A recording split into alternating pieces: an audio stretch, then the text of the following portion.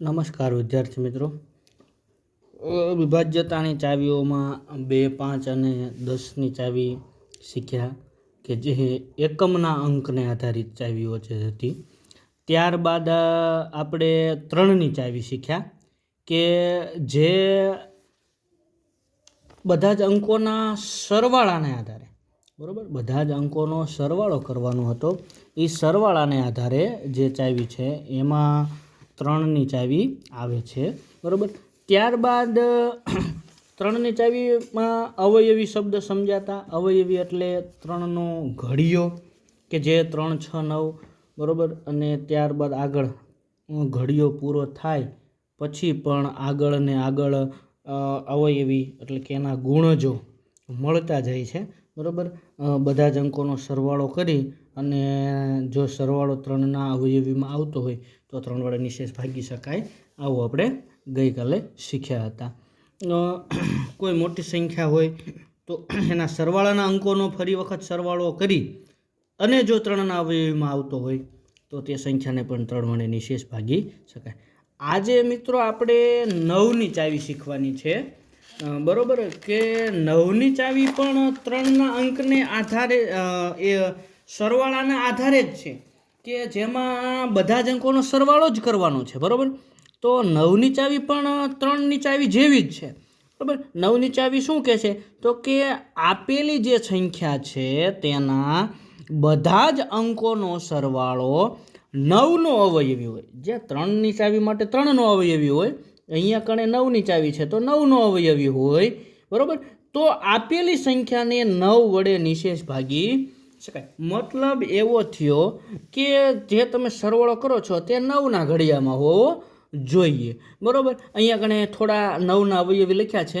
પહેલાં તો 9થી તે 90 સુધી તો ઘડિયો તમને બધાને આવડતો જ હોય, સામાન્ય છે. 9, 18, 27, 36, 45, 53, 72, 81 અને 90. ત્યારબાદ આગળ 9 ઉમેરતા જાઓ તો તમને અનંત સુધી આ 9ના અવયવી મળશે. મેં અહીંયા કણે 99 અને 108 લખ્યા છે.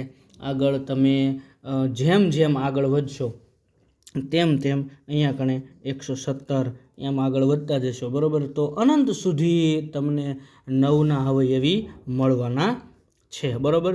અવયવી એટલે ગુણજ, જે કાલે આપણે જોયું.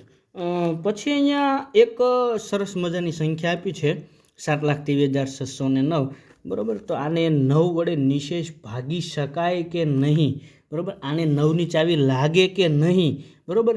જો આ પ્રશ્નનો જવાબ દેવો હોય તો શું કીધું ચાવીમાં, તો કે આપેલી સંખ્યાના બધા જ અંકોનો સરવાળો જે 9ના અવયવીમાં મળવો જોઈએ. કાલ જે 3ની ચાવીમાં જે કામ કર્યું હતું એનું એ જ કામ અહીંયા કણે 7 + 2 + 3 + 6 + 0 + 9 આ બધા જ અંકોનો જો સરવાળો કરીએ તો 7 ને 2 9 ને 3 12, 12 ને 6 18, 18 ને 9 27. સરવાળો મળી ગયો છે આપણને 27, બરાબર. તો આ 27 રહ્યા એ 9ના અવયવીમાં છે, તો કે હા 27 9ના અવયવીમાં છે.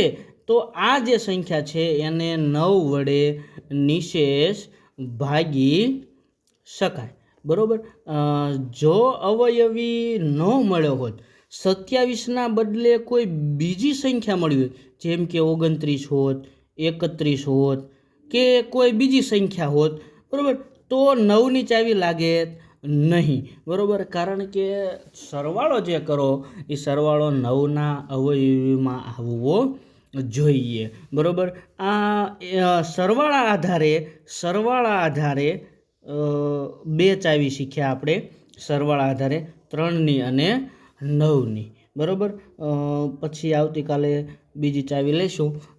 મિત્રો, જો તમને અમારો વિડીયો સારો લાગ્યો હોય અને આમાંથી કંઈક શીખવા મળ્યું હોય તો અમારી ચેનલને સબસ્ક્રાઈબ કરો, આ વિડીયોને શેર કરો અને લાઈક કરો.